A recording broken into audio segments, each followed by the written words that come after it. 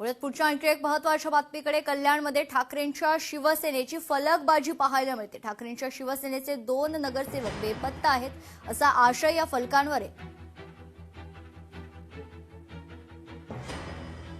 कल्याण डोंबिवली महानगरपालिकेच्या निवडणुका पार पडल्या आणि महायुतीला बहुमत मिळालं असलं तरी सुद्धा नगरसेवकाची पळापळी ही सुरू झाली होती। आपण बघितलं की उबाटा गटाला 11 नगरसेवक हे निवडून आले होते आणि निवडून आल्याच्या नंतर तब्बल 16 तारखेला हे उबाटा गटाचे 2 नगरसेवक मधुर म्हात्रे आणि कीर्ती ढोणे हे दोघंही नॉट रिचेबल झाले आणि ह्यांनाही कुठल्या तरी पक्षाने पळवलं असा त्यांचा आरोप होता। आणि आज आपण बघत आहात की आजची ही 25 तारीख आहे, अजूनपर्यंत हे जे 2 नगरसेवक आहेत नॉट रिचेबल आहेत।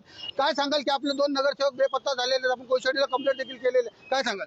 बघा, 15 तारखेला इलेक्शन झालं, 16 तारखेला निवडणुकीचा रिझल्ट जाहीर झाला।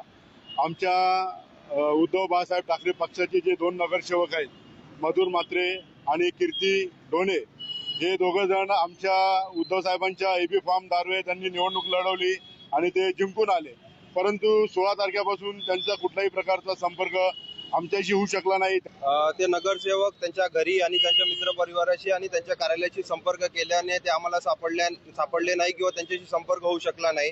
म्हणून माननीय जिल्हा प्रमुखांनी पोलिसांना तक्रार दिलेली आहे की जिथे कुठे ते असतील, सीसीटीव्ही कॅमेरा असेल किंवा इतर जे तपास यंत्रणा असतील त्याच्या माध्यमातून त्यांची शोध घेऊन त्यांचा खोजखबर घ्यावा आणि जर हे स्वेच्छेने गेले असतील तर त्यांच्यावरती सदस्यत्व रद्दीचा कारवाई होईलच। परंतु जर त्यांना कोणीतरी अपहरण करून किंवा डांबून ठेवला असेल कुठल्याही पक्षांनी किंवा नेत्यांनी, तर मग हे आपल्या शहरामध्ये किंवा आपल्या राज्यामध्ये लॉ अँड ऑर्डर आहे का? अशोक कांबळे, लोकशाही, कल्याण।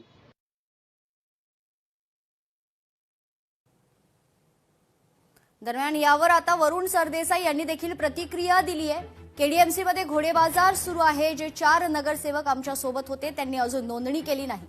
आम्ही पुन्हा बैठक घेऊ आणि जर नाही आले तर कारवाई करू असं वरुण सरदेसाईंनी स्पष्ट केलंय। आपल्याला सगळ्यांना कल्पना आहे की या कल्याण डोंबिवली महानगरपालिकेमध्ये खूप मोठ्या प्रमाणावर घोडेबाजार हा सध्या सुरू आहे। वेगवेगळ्या आघाड्या युत्या या होताना दिसत आहेत। आमचे नगरसेवक हे आमच्या सोबत आहेत। जे 4 नगरसेवक हे आत्ता आमच्या सोबत नव्हते, त्यांनी अजून स्वतःची नोंदणी सुद्धा कोकण आयुक्तांकडे केलेली नाही। आम्ही येत्या 1 ते 2 दिवसामध्ये आमचे गटनेते हे व्हीप बजावणार आहेत। आम्ही परत एकदा बैठक बोलवू।